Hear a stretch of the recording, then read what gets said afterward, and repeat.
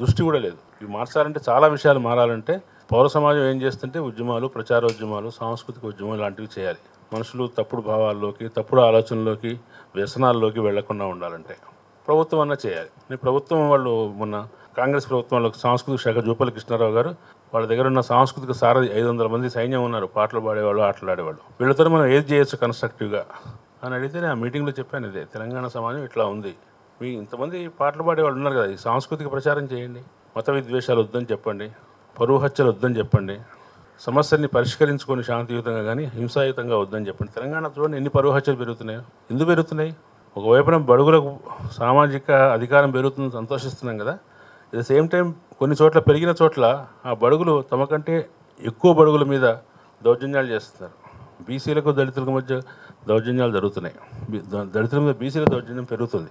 ఆ దౌర్జన్యం ఒక్కసారి వ్యవసాయ రంగంలో కనిపిస్తుంది, ఒక్కసారి మానవ సంబంధాల్లో కనిపిస్తుంది. ప్రేమలు, పెళ్ళిళ్ళు చూడండి, పరువు హత్యలు చూడండి, ఎక్కువగా బీసీ అబ్బాయి, బీసీ అమ్మాయి, దళిత అబ్బాయి, ఇవి పెళ్లి జరిగినప్పుడు వెళ్ళి ఆ దళిత అబ్బాయిని చంపేసిన సంఘటనలు జరుగుతున్నాయి. తెలంగాణలో క్యాస్ట్ వైలెన్స్ ఇంత ఎక్స్ప్లిసిట్గా ఇంతకుముందు ఎప్పుడు లేదు. అంటే క్యాస్ట్ వైలెన్స్ ఒకదానికి సూచన ఏంటంటే కింది వర్గాల వాళ్ళు పైకి పెరిగి అసర్టివ్గా మారుతున్నప్పుడు క్యాస్ట్ వైలెన్స్ పెరుగుతుంది. కానీ ఇంత దారుణమైన రూపం తీసుకోవడం అనేది తెలంగాణలో చూస్తున్నాం. వీటన్నిటి గురించి ఆలోచించాలంటే ఇప్పటికే నాకు అనిపిస్తుంది, ఇప్పటికైనా తెలంగాణ ఉద్యమ సమాజం, తెలంగాణ కోసం పోరాడిన సమాజంలోని మనుషులు ఉన్నారు, అందరూ చాలామంది, మరీ వయసు ఎక్కువ వాళ్ళు వెళ్ళిపోయి ఉండొచ్చు, కానీ చాలామంది ఉన్నారు. కాబట్టి వాళ్ళు తెలంగాణ గురించి మునుపు ఆలోచించినట్టుగా ఇవాళ కూడా ఆలోచించి ఏదైనా ఒక మంచి కోసం, అందరి మంచి కోసం, అందరి బాగు కోసం ఏదైనా చేయడానికి ప్రయత్నం చేస్తే బాగుంటుందని అనిపిస్తుంది.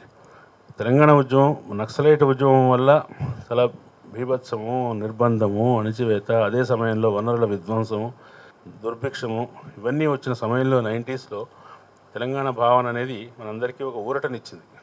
తెలంగాణ ఒక మనిషిని కనెక్ట్ చేసింది, ఒక మమకారాన్ని కలిగించింది, దేంతోనో ఒకదాన్ని ఒక భావనతో మమ్మల్ని కనెక్ట్ చేసింది. అది పోయింది కదా. ఇప్పుడు ఆ శూన్యత మనలో ఉంది. కొత్తగా వస్తున్న కుర్రాళ్ళు ఆ శూన్యతే ఉంది. ఆ శూన్యతని మతంతో నింపుకుంటున్నారా, గంజాయితో నింపుకుంటున్నారా, వ్యసనాలతో నింపుకుంటున్నారో ఏం తెలియదు మనకి. ప్రమాదం రాకుండా మనం మళ్ళీ వాళ్ళకు మన ప్రజల మీద, మన సమాజం మీద, మన రాష్ట్రం మీద నమ్మకం, ప్రేమ కలిగించే ఆ కనెక్షన్ ద్వారా మాత్రమే వాళ్ళని ఆరోగ్యవంతంగా ఉంచగలమేమో అనిపిస్తుంది.